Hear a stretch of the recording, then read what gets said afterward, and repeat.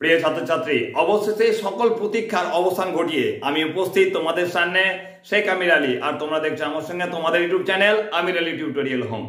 গ্র্যাজুয়েশনের first semester ইতিহাস মেজরের অন্তর্গত এসইসি যে পেপারটার প্রশ্নোত্তর তোমাদের সামনে আমি আলোচনা করতে চলেছি, খুব মনোযোগ সহকারে সমগ্র ভিডিওটাকে দেখবে, বুঝে নেবে যে কোন গুরুত্বপূর্ণ প্রশ্নগুলোকে অবশ্যই তোমাদের ভিএ ফার্স্ট সেমিস্টার এক্সামের জন্য করতে হবে।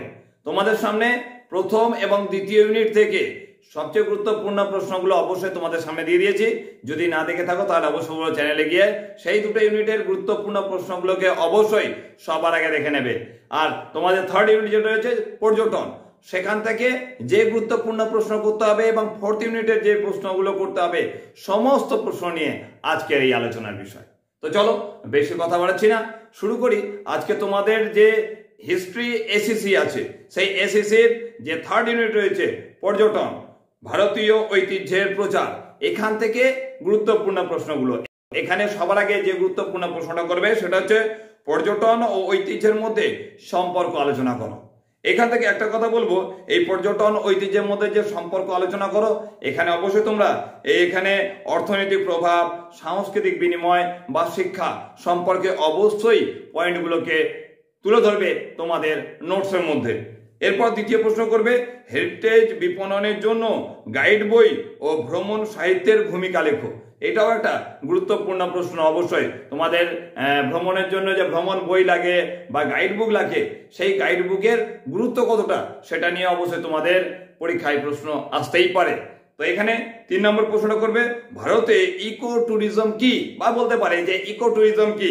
ওর সঙ্গে থাকবে ইকো ট্যুরিজমের সুবিধাগুলি কি কি, এবং তার সঙ্গে করবে ইকো ট্যুরিজমের ক্ষেত্রে কি কি চ্যালেঞ্জের সম্মুখীন হতে হয়। এটাও গুরুত্বপূর্ণ প্রশ্ন তোমাদের এক্সামের জন্য ফার্স্ট সেমিস্টারের হিস্ট্রি মেজরের এসইসি। এরপর বলবো তোমাদের সামনে আমি তুলে ধরবো 4 নম্বর প্রশ্নটা। যে 4 নম্বর প্রশ্নটা অবশ্যই তোমরা করে রাখবে, ভারতে কিছু ঐতিহ্যবাহী প্রাসাদ, মানে ভারতের যে কিছু ঐতিহ্যবাহী যে প্রাসাদ আছে সেই প্রাসাদ সম্পর্কে আলোচনা করো। ঐতিহ্যবাহী প্রাসাদের তো অভাব নেই আমাদের ভারতে, তো সেই ঐতিহ্যবাহী প্রাসাদ সম্পর্কে অবশ্যই তোমাদের আলোচনা করতে হবে। আমি তোমাদের এখানে কয়েকটা হিন্টস দিয়ে দেবো, তোমরা করতে পারো। এখানে অবশ্যই তোমাদের সিটি প্যালেস যেটা রয়েছে উদয়পুরে, সেটা নিয়ে করতে পারো মাইসোর প্রাসাদ, হাওয়া মহল জয়পুরে আছে, চিতরে দুর্গ বা রাষ্ট্রপতি ভবন যেটা আমার দিল্লিতে আছে। এইগুলোকেও তোমাদের নোটসের মধ্যে কিন্তু এই পয়েন্টগুলোকে অবশ্যই উল্লেখ করবে। এরপর দেখো 5 নম্বর যে গুরুত্বপূর্ণ প্রশ্নটা করবে সেটা হচ্ছে ভারতের কয়েকটি ঐতিহ্যবাহী উৎসবের পরিচয় দাও। কয়েকটা উৎসব, বিভিন্ন রকমের উৎসব আছে আমাদের এখানে। অবশ্যই রয়েছে দুর্গোৎসব, রয়েছে ওনাম, রয়েছে তোমাদের আমি বলবো হোলি, রয়েছে মকর সংক্রান্তি সামনে গেল, সেই মকর সংক্রান্তি রয়েছে, তোমাদের গণেশ চতুর্থী রয়েছে তাজমহল উৎসব রয়েছে। এই গুরুত্বপূর্ণ পয়েন্টগুলোকে অবশ্যই তোমাদের নোটসের মাঝে কিন্তু অবশ্যই তুলে ধরবে। এটা তোমাদের থার্ড ইউনিট থেকে গুরুত্বপূর্ণ এই 5টা প্রশ্ন দিলাম, এই 5টা প্রশ্নকে অবশ্যই প্রস্তুত করে রাখবে। আর এখান থেকে যে ফোর্থ ইউনিট রয়েছে, সেই ফোর্থ ইউনিট থেকে একই ধরনের প্রশ্ন রয়েছে, সেই প্রশ্নগুলোকে অবশ্যই তোমাদের করতে হবে। এই চ্যাপ্টারটার নাম অবশ্যই ভারতে ইউনেস্কো ঐতিহ্যবাহী স্থান। তো ভারতে ইউনেস্কো ঐতিহ্যবাহী যে স্থানটা রয়েছে, সেখান থেকে যে গুরুত্বপূর্ণ প্রশ্নগুলো করবে অবশ্যই অজন্তা করে রাখবে, এলিফ্যান্টা গুহা করে রাখবে, তাজমহল, রেড ফোর্ট করে রাখবে, সূর্য মন্দির করবে, কোনারক করবে, চোল মন্দির অবশ্যই করে রাখবে তোমাদের সুন্দরবন জাতীয় উদ্যান, শান্তিনিকেতন, আর নালন্দা মহাবিহারের যে প্রত্নতাত্ত্বিক ক্ষেত্র বা প্রত্নতাত্ত্বিক স্থান রয়েছে, এই প্রত্নতাত্ত্বিক স্থান সম্পর্কে করতে হবে। এগুলো সম্পর্কে কি লিখবে যদি এই প্রশ্নটা করা হয়, তাহলে তোমাকে কি বলবো না, এই যে জায়গাগুলোর নাম বললাম, অজন্তা, এলিফ্যান্টা গুহা বললাম, রেড ফোর্ট বললাম, এই সকল জায়গাগুলো সবার আগে যে ঐতিহাসিক প্রেক্ষাপট রয়েছে, সেই ঐতিহাসিক প্রেক্ষাপটকে অবশ্যই তুলে ধরবে। এই সকল স্থানের যে ভাস্কর্য রয়েছে, স্থাপত্য ভাস্কর্য রয়েছে, সেই স্থাপত্য ভাস্কর্যের সৌন্দর্যকে অবশ্যই তুলে ধরবে।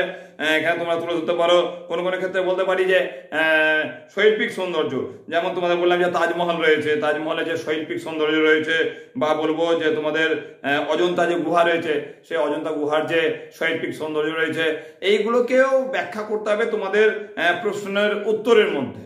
তো এইগুলোকে ব্যাখ্যা করে সমগ্র প্রশ্নগুলোকে অবশ্যই তোমরা তৈরি করে রাখবে তোমাদের ফার্স্ট সেমিস্টার হিস্ট্রি মেজরের অন্তর্গত এসএসসির জন্য। এই প্রশ্নগুলোকে প্রস্তুত করো। আর তোমাদের আগে যে দুটো চ্যাপ্টার দিয়েছি, আজকে দুটো চ্যাপ্টার দিলাম, মোট তোমাদের সামনে তুলে ধরলাম 4টে চ্যাপ্টার। এই 4টে চ্যাপ্টার বা 4টে ইউনিট যেটা বলছি, সেই 4টে ইউনিটের সম্পূর্ণ বেছে নিয়ে অবশ্যই আমি তোমাদের সামনে নিয়ে আসবো, সম্পূর্ণ সাজেশন খুব রিসেন্টলি নিয়ে আসবো। তার আগে অবশ্যই এগুলোকে খাতায় লিখে নিয়ে ভালো করে প্রস্তুত করে রাখো তোমাদের ফার্স্ট সেমিস্টার এক্সামের জন্য। এগুলোকে তৈরি করো।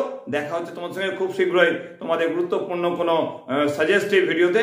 আর অবশ্যই বলে রাখবো, যদি আমার চ্যানেলে প্রথমেই থাকো চ্যানেলটাকে সাবস্ক্রাইব করবে, পারলে অবশ্যই বন্ধু বান্ধবের মাঝে বেশি বেশি করে শেয়ার করবে, লাইক করতে একদম ভুলো না। তো চলো এখনকার জন্য টাটা, খুব শীঘ্রই তোমাদের সঙ্গে দেখা হচ্ছে।